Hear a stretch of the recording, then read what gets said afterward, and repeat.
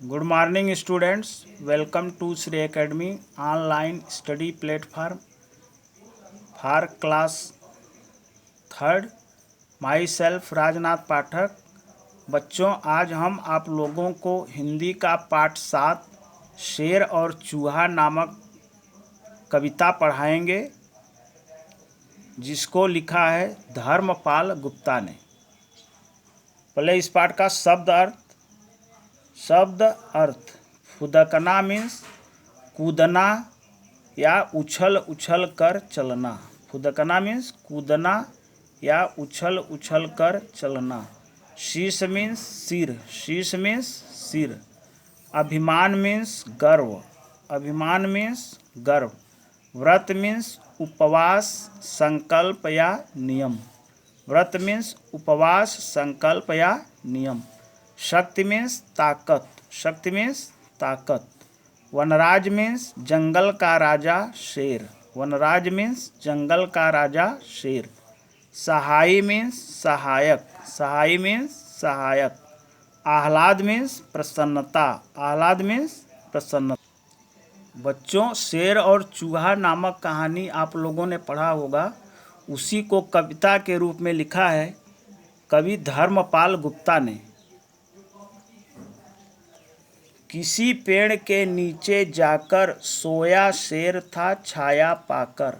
जड़ में था एक चूहा छोटा, बिल बनाकर उसमें रहता.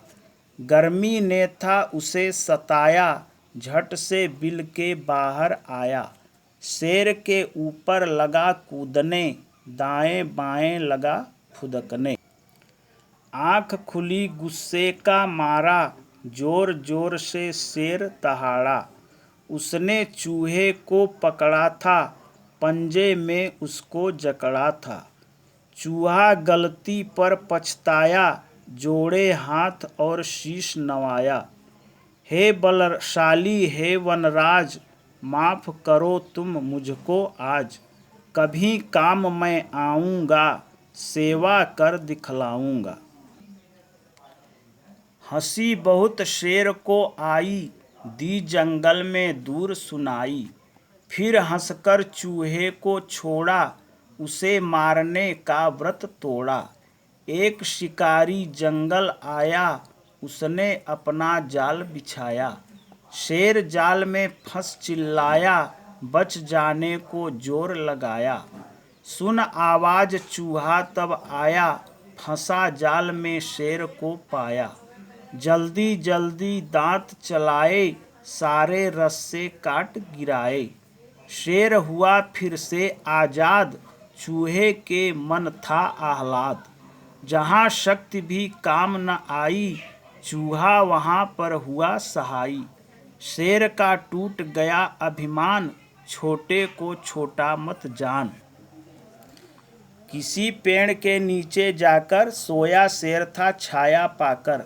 जड़ में था एक चूहा छोटा, बिल बनाकर उसमें रहता. गर्मी ने था उसे सताया, झट से बिल के बाहर आया. शेर के ऊपर लगा कूदने, दाएं बाएं लगा फुदकने.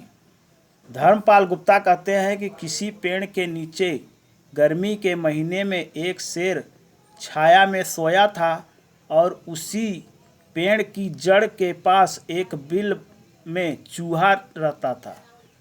चूहा गर्मी से बिल के बाहर निकला और शेर के ऊपर कूदने लगा. उसकी पेट पर कूदकर फुदकने लगा. आँख खुली गुस्से का मारा, जोर जोर से शेर दहाड़ा. उसने चूहे को पकड़ा था, पंजे में उसको जकड़ा था. जब शेर की आँख खुली तो वह बहुत क्रोधित हुआ और जोर से दहाड़ा. उसने चूहे को अपने पंजे से जकड़ लिया. चूहा गलती पर पछताया, जोड़े हाथ और शीश नवाया. हे बलशाली हे वनराज, माफ़ करो तुम मुझको आज. कभी काम मैं आऊँगा, सेवा कर दिखलाऊँगा.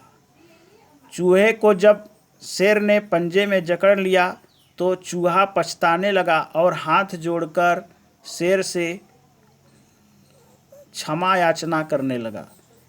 कहा कि हे वनराज, आज आप मुझको माफ़ कर दीजिए, मैं भी कभी आपके काम में आऊँगा और आपकी सेवा करके दिखलाऊँगा। हंसी बहुत शेर को आई, दी जंगल में दूर सुनाई, फिर हंसकर चूहे को छोड़ा, उसे मारने का व्रत तोड़ा। चूहे की इस बात को सुनकर शेर को बहुत हंसी आ गई, लेकिन कुछ सोचकर उसने चूहे को छोड़ने का निर्णय लिया और छोड़ दिया। एक शिकारी जंगल आया, उसने अपना जाल बिछाया, शेर जाल में फंस चिल्लाया, बच जाने को जोर लगाया।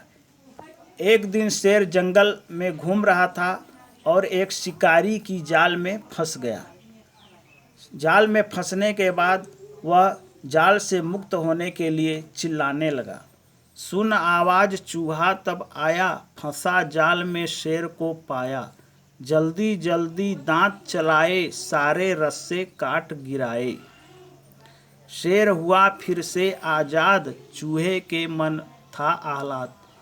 जिस चूहे को शेर ने मुक्त कर दिया था अपने पंजे से, उसी चूहे ने शेर की आवाज़ सुनी और दौड़कर वहां आया और अपने दांतों से शेर के जाल को काट दिया और शेर आज़ाद हो गया। इससे चूहे के मन में बहुत प्रसन्नता हुई। जहाँ शक्ति भी काम न आई, चूहा वहाँ पर हुआ सहाई। शेर का टूट गया अभिमान, छोटे को छोटा मत जान। कवि धर्मपाल गुप्ता कहते हैं कि जहाँ शेर की शक्ति भी काम नहीं आई, वहाँ छोटे से चूहे ने अपनी बुद्धिमानी से शेर को मुक्त कर दिया, अर्थात उसकी सहायता की। इस प्रकार शेर का अभिमान चूर चूर हो गया। तो कवि का पुनः कहना है कि छोटे को छोटा नहीं जानना चाहिए, छोटा भी कभी कभी बड़ा काम कर दिखलाता है। होमवर्क के प्रश्न: पाठ 7 कविता लिखना है व याद करना है, शब्द अर्थ याद करना है।